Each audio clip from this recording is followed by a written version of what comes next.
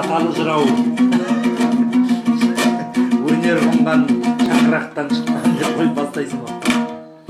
Мен туған ауыл шыр тұнған сырдың бойында, тасыған сырдың құдіреті бар бойымда. Әбділда мағам Сырбайды туған сыр еді, мені де досым күдіктенбей ақ мойында.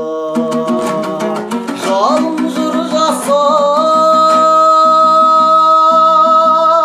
анамнан солай туғанмын. Қаламымды алып қар өлең жолын қуғанмын.